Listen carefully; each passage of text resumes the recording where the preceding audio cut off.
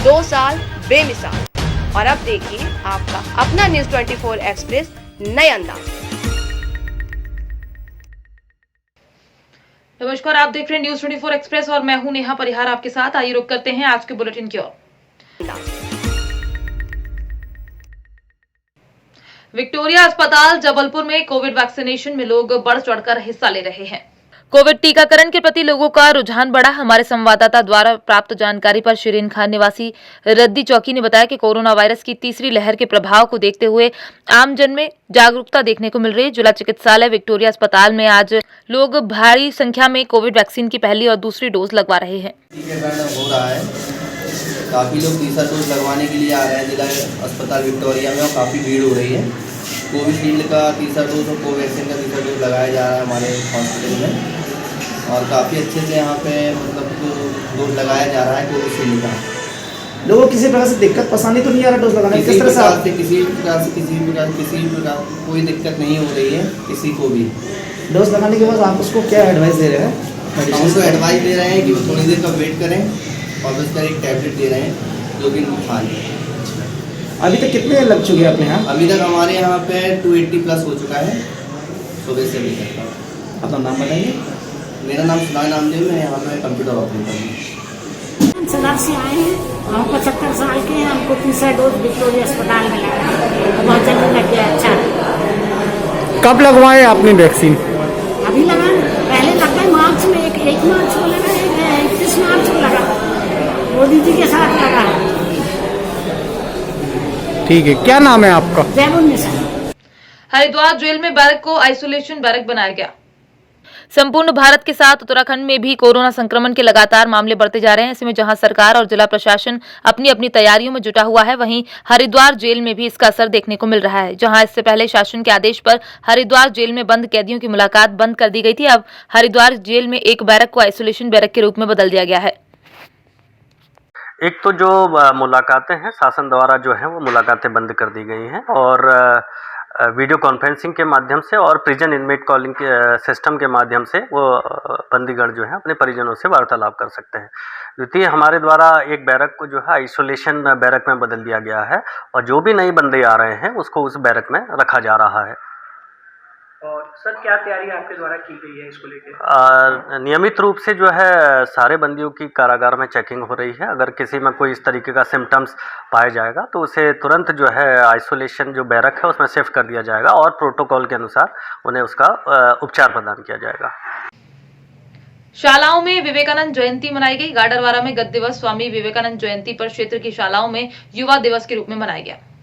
DIG द्वारा गठित जिला मीडिया दल के सदस्यों ने बताया कि इस अवसर पर शालाओं में राज्य शिक्षा केंद्र के निर्देश अनुसार स्वामी विवेकानंद की जीवनी पर वाद विवाद, भाषण प्रतियोगिताओं के साथ सांस्कृतिक कार्यक्रम भी कराए गए। इसके अलावा देश के प्रधानमंत्री नरेंद्र मोदी द्वारा पांडिचेरी में आयोजित 25वें राष्ट्रीय युवा दिवस महोत्सव पर युवाओं को संबोधित भाषण का स्कूलों में लाइव टेलीकास्ट करवाया गया। राशन वितरण करने के बहाने चुनाव प्रसार करता हुआ कोटेदार रमेश कुमार पाठक मोहल्ला बाजार संदल का थाना किला जिला बरेली, जहां चुनाव करीब आते ही चुनाव आयोग द्वारा आचार संहिता का पालन कराने के लिए दिशा निर्देश उच्च अधिकारियों के द्वारा दिए गए हैं। चुनाव आयोग आचार संहिता का पालन कराते हुए नगर निगम द्वारा होर्डिंग पोस्टर हटा दिए गए हैं। बरेली डीएसओ विभाग द्वारा कोटेदारों को आदेश दिए गए हैं दिनांक 1 तारीख से 15 तारीख तक राशन वितरण किया जाए, जिसमें कुछ नियम और शर्तें रखी गई हैं। मुफ्त राशन जिस पर मुख्यमंत्री और प्रधानमंत्री के चित्र लगे हुए हैं, आचार संहिता का उल्लंघन न होने की दिशा में उस पर काला टेप या पेंट लगा दिया जाए।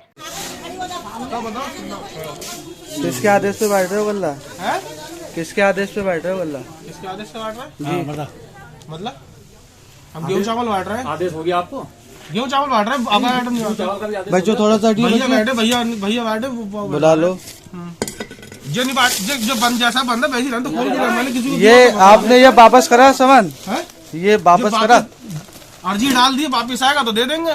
तभी तो हम बांटनी नहीं है। पूछो किसी को दिया तो बात कर लो। आपको हो गया। नशे के सौदागर 10 लाख के गांजे के साथ गिरफ्तार हुए। शामली पुलिस को बड़ी सफलता मिली है। कांदला कस्बे से गंगेरू मार्ग रजवाहे के पास से कार सवार 2 अभियुक्तों को गिरफ्तार किया गया, जिनके कब्जे से पुलिस ने तलाशी के दौरान 51 किलोग्राम गांजा बरामद किया है। पुलिस ने पकड़े गए दोनों अभियुक्तों के खिलाफ गंभीर धाराओं में मुकदमा दर्ज करते हुए उन्हें जेल भेज दिया है। थाना कांदला पुलिस के द्वारा दिनांक 11 जनवरी की रात्रि में चेकिंग के दौरान एक मारुति कार को चेक किया गया और चेकिंग के दौरान उसमें से लगभग 51 किलोग्राम अवैध गांजा बरामद हुआ और इस गाड़ी में जो 2 व्यक्ति थे उनसे भी पूछताछ की गई। तो उन दोनों व्यक्तियों के द्वारा बताया गया कि ये गांजा वह अवैध रूप से उड़ीसा राज्य से बहुत ही सस्ते दामों पर खरीद कर लाते हैं और शामली तथा आसपास के जनपदों में ये बहुत महंगे दाम पर उनके द्वारा ही बेचा जाता है। गांजे की ये अवैध रूप से काफ़ी तस्करी कर रहे हैं और इन दोनों व्यक्तियों ने पूछताछ में अपना नाम राम भारद्वाज और दूसरे व्यक्ति ने सुमित जो इस्लामपुर गशोली थाना कांधला का रहने वाला है बताया है और इनके आपराधिक इतिहास की भी जानकारी की जा रही है।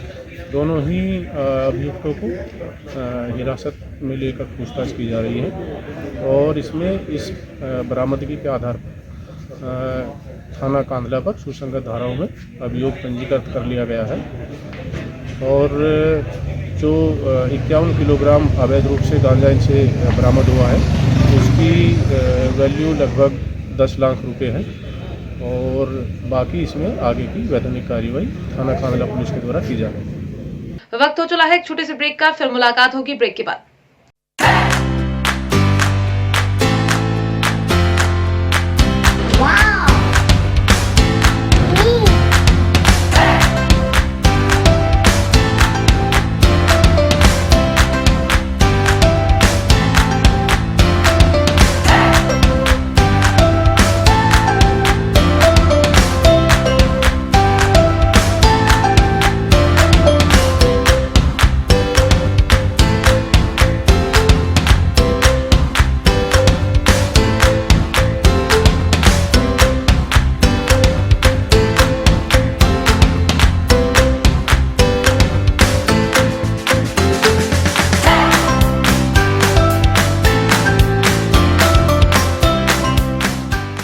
ब्रेक के बाद एक बार फिर आप सभी का स्वागत है। आइए बढ़ते हैं अगली खबर की ओर।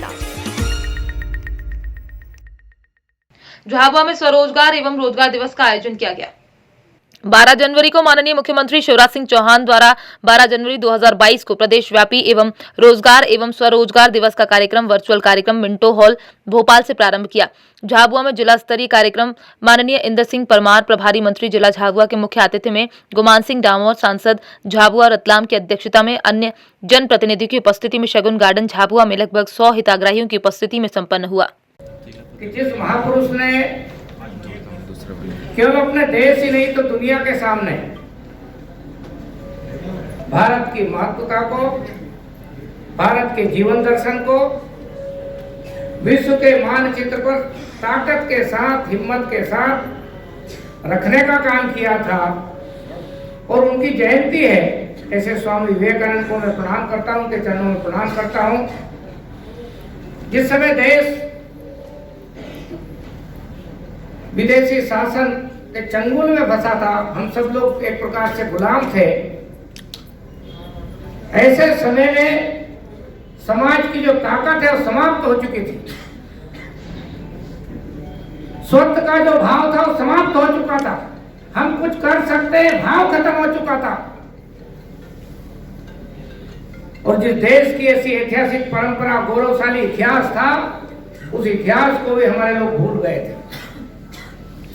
उसको फिर से स्थापित करने का काम, हमारे लोगों में आत्मविश्वास पैदा करने का काम और विशेषकर युवाओं के बीच में शक्ति पुंज बनने का काम किया था तो स्वामी विवेकानंद जी ने किया था। हम सौभाग्यशाली है कि इस अवसर पर हम रोजगार दिवस मनाने का अपना संकल्प पूरा करने जा रहे हैं। जिस प्रकार से स्वामी विवेकानंद जी ने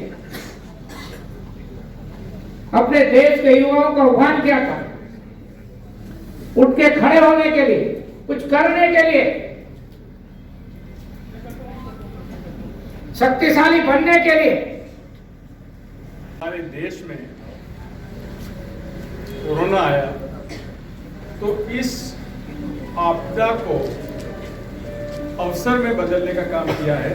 तो हमारे देश के यशस्वी प्रधानमंत्री परम आदरणीय मोदी जी ने, हमारे प्रदेश के यशस्वी मुख्यमंत्री परम आदरणीय शिवराज सिंह ने एक समय ऐसा था कि न तो हमारे पास मास्क थे और न हमारे पास मेडिसिन थी, और आज हम इस मामले में आत्मनिर्भर हैं और विदेशों को भी निर्यात कर रहे हैं। ये हमारी उपलब्धि है। हमारे देश के यशस्वी प्रधानमंत्री परम आदरणीय मोदी जी इस देश को आत्मनिर्भर बनाना चाहते हैं। आत्मनिर्भर हम कैसे बनेंगे, इसके लिए हमको समझना पड़ेगा।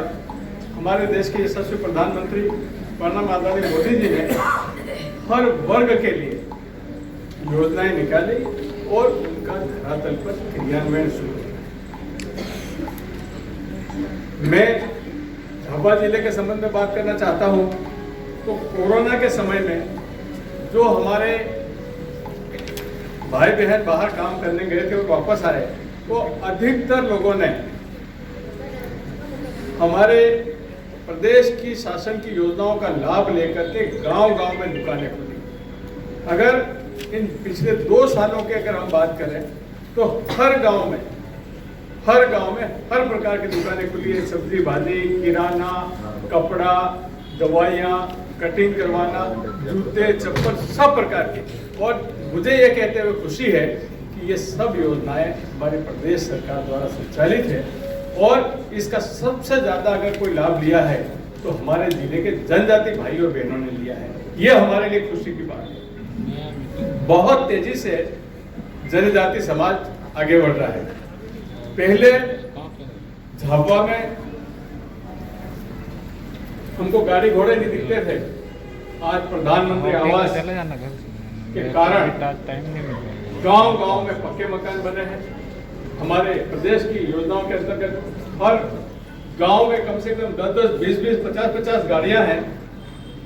मुझे ये कहते हुए बहुत खुशी है कि झाबुआ जिले में जितनी तूफान है, इतनी न तो इंदौर में है न किसी भोपाल में है। सबलगढ़ तहसील के रामपुर कला में इंडियन गैस एजेंसी संचालक द्वारा तय मानदंडों के हिसाब से नहीं बनवाया जा रहा गोदाम। सबलगढ़ तहसील के रामपुर कला में इंडियन गैस एजेंसी संचालक ने गैस के गोदाम को शासन द्वारा तय मापदंडों के हिसाब से नहीं बनाया गया। गोदाम तक पहुंचने के लिए पक्की सड़क नहीं बनाई गई। इसके अलावा गोदाम से मुख्य मार्ग तक आने वाले रास्ते के ऊपर से बिजली के तार भी निकल रहे हैं, जिससे कि कभी भी बड़ा हादसा घटित हो सकता है। एजेंसी से संबंधित क्या समस्याएं हैं सड़क की लेकर? जी, मेरा नाम जितेंद्र जाटव है और मैं रामपुर कला का निवासी हूँ। ये जो 2013 में जब इसका लाइसेंस मंजूर हुआ रामपुर कला एजेंसी का, तो उस लाइसेंस में जो सड़क की जो शर्तें थी वो केवल कागजों में ही पास करी गई थी। इसके अलावा जो सड़क के संबंध में शिकायतें भी की गई हैं, एक शिकायत वर्तमान में भी जारी है, और उसमें जो पैरामीटर दिया गया है लाइसेंस की शर्तों का, ये सरकार का 3 अक्टूबर 2012 का आदेश है लाइसेंस की शर्तों में।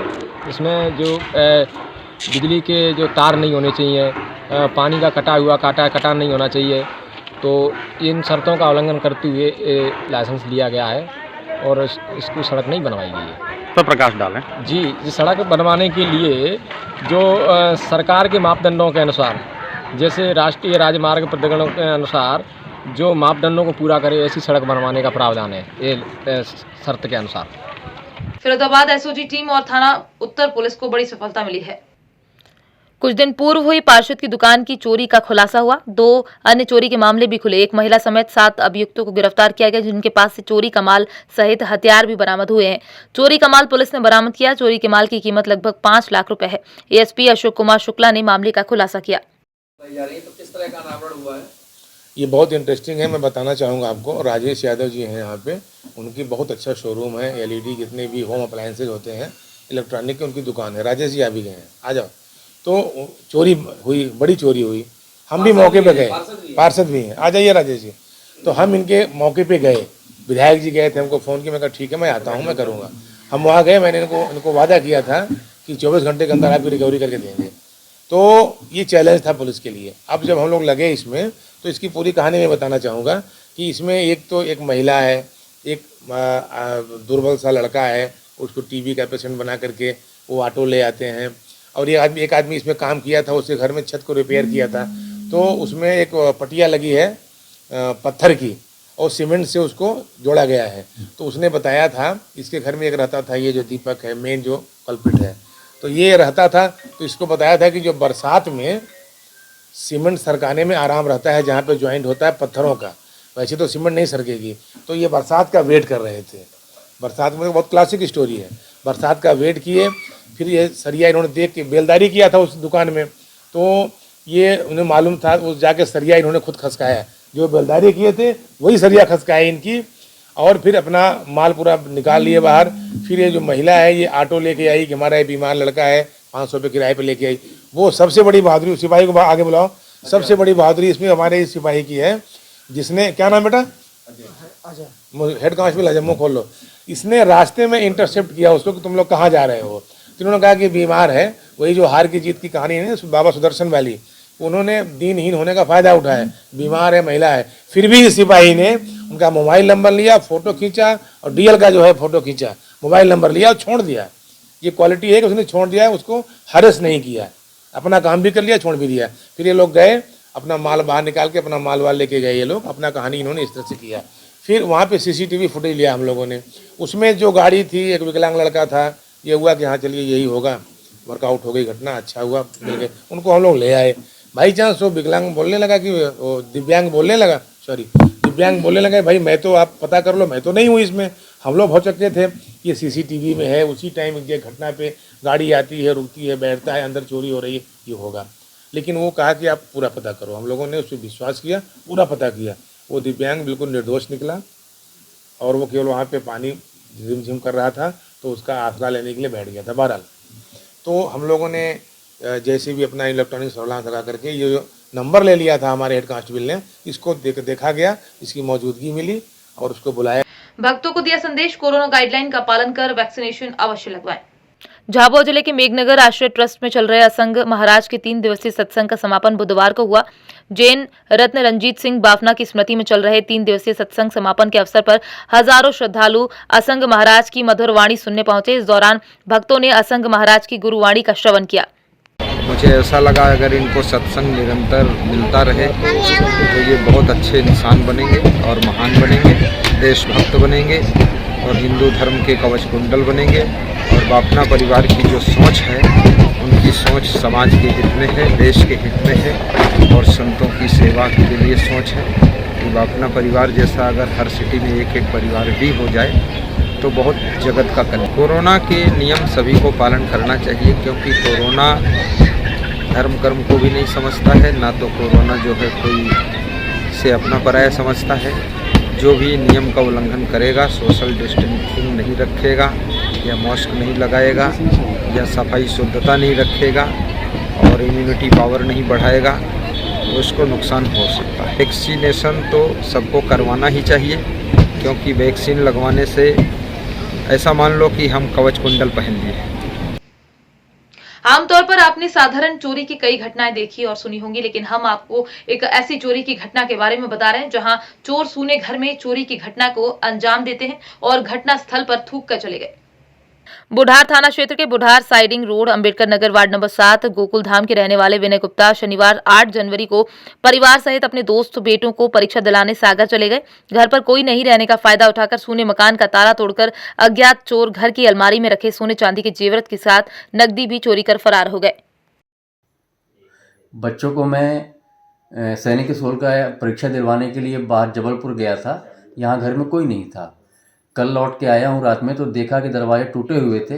आस पड़ोस के लोग आए और साथ में देखने पे ये पता चला कि ये अलमारी तोड़ करके, लॉकर तोड़ के सामान चोरी करके ले गए हैं। और साथ में ये देखा गया कि यहाँ पे चोर लोग जो भी आए थे वो यहाँ पे गुटखा पान वगैरह कुछ भी खाए थे और ये गंदा करके गए हैं। और हमने तत्काल थाना में जाकर के सूचना दिया रात में और आज भी।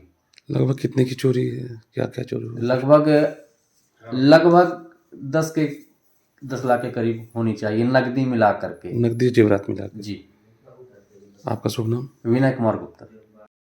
सर, बुढ़ार थाना क्षेत्र के अम्बेडकर नगर में एक बीती रात एक चोरी का मामला आया है, जिसमें चोर आया, चोरी की और थूक के चला गया। क्या ये अम्बेडकर नगर में विनय गुप्ता जी हैं, वो बाहर गए हुए थे बच्चों को एग्जाम दिलवाने के लिए। इसी बीच में 8 और 10 के बीच में उनका बाहर से ताला तोड़ करके उनके घर में चोरी हुई थी। और चोर कुछ उनके यहाँ से लॉकर तोड़ करके और सोने चांदी का आभूषण, कुछ नकदी पैसा ले गए हैं। और वहाँ पर उन्होंने थूका भी है। कुछ क्या होता है कि कुछ जो बदमाश होते हैं उनकी कुछ मोड सब ऑपरेंडी ऐसी होती है, कुछ चोरी भी करते हैं, इसके बाद फिर वहाँ थूक देंगे, वहाँ पर ऐसी हरकत कर देंगे, कहीं पेशाब कर देंगे, कुछ भी कर देंगे। तो ये कुछ ऐसे लोग होते हैं जो किस तरह की हरकतें चोरी में करते हैं, और चोरों का ही पता लगाया जाएगा। अपनी एक्सपर्ट टीम लगाई गई है, जितने संदेही हैं उनसे पूछताछ करके उसके बरामदगी का प्रयास किया जाएगा। परिवार की पुरानी रंजिश के चलते बदला लेने की नीयत से पहले दुराचार किया, फिर गला घोटकर मौत के घाट उतार दिया। पारिवारिक रंजिश, नफरत व बदले की भावना इंसान को किस हद तक गिरा देती है, इसकी एक दिन दिल दहला देने वाली बानगी शहडोल जिले के जयसिंह नगर थाना क्षेत्र में देखने को मिली, जहां एक युवक ने परिवार के पुरानी रंजिश के चलते उस परिवार की 13 वर्षीय बच्ची के साथ पहले दुष्कर्म किया। नफरत बदले की भावना से फिर उसका गला घोटकर उसे मौत के घाट उतार दिया। इस अंधी हत्या का जयसिंह नगर पुलिस ने 48 घंटे के अंदर हत्यारे को पकड़कर खुलासा किया। उमेश यादव। कहाँ के रहने वाले हैं? देवरी का।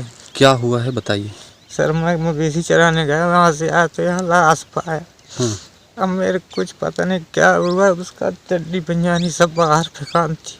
अच्छा। यहाँ बाडी फेंकान थी, लोटा यहाँ फेंकान थी। सर किसने सूचना दिया पुलिस में, कैसे? मैं ही सूचना दिया सर। क्या? पुलिस को फोन किया 100 नंबर को। ऐसा ऐसा हुआ है घटना। 100 नंबर आई। किस बात का संदेह है आप लोगों को, क्या हुआ है बेटी के? मॉडल का यहाँ से नटई दावा हुआ, सर चीना नटई में चोट। ब्लड निकला हुआ है, वो कैसे, कहाँ चोट थी कहीं पे? सर वो तो मैंने ही देखा। जी। कितने बजे आए थे पुलिस वाले? पुलिस वाले आए थे 7 बजे सर। कहाँ लेके गए हैं बॉडी? बॉडी व्यवहार ही लेके गए। अच्छा जी। लड़की का नाम? जयसिंह नगर में 9 जनवरी 2022 को एक घटना घटी है। एक नाबालिग बच्ची देवरी गांव में अपने परिवार अपने घर से शौच के लिए दोपहर में 3 साढ़े 3 बजे निकली थी, और उस बच्ची की जो है उसके साथ दुष्कर्म हुआ और उसकी हत्या की गई थी। इसकी सूचना थाना जयसिंह नगर को प्राप्त हुई। थाना में अपराध नंबर 25/1 धारा 376 और 302 और अन्य विभिन्न धाराओं के तहत अपराध पंजीबद्ध किया गया, और इसकी प्रकरण की गंभीरता को देखते हुए ADG Shahdol zone Shri DC Sagar और पुलिस अधीक्षक ने घटनास्थल का मुआयना किया, और एफएसएल अधिकारी श्री शुक्ला जी रीवा से पधारे, उन्होंने भी घटनास्थल का निरीक्षण किया। इस हत्याकांड के लिए, जघन्य हत्याकांड के लिए विशेष रूप से टीम गठित की गई थी। इसमें उप पुलिस अधीक्षक महिला सुरक्षा सोनाली गुप्ता, एसडीओपी व्यवहारी के नेतृत्व में टीम गठित थी, और इसमें साइबर तकनीकी विशेषज्ञ लोगों को भी रखा गया था। और इसमें एक आरोपी गिरफ्तार हुआ है, सूरज यादव, पिता शंकरिया यादव, 27 साल का है, उसी देवरी गांव के पास का ठेगरा गांव का है। इसको गिरफ्तार किया गया है, और विभिन्न प्रकार के एविडेंस इकट्ठे किए गए हैं। इसकी गिरफ्तारी करके माननीय न्यायालय में एक तो पेश किया गया है, और इस प्रकरण की विवेचना थाना जयसिंह नगर के द्वारा की जा रही है। आज के बुलेटिन में फिलहाल इतना ही। बने रहिए न्यूज़ 24 एक्सप्रेस के साथ। नमस्कार।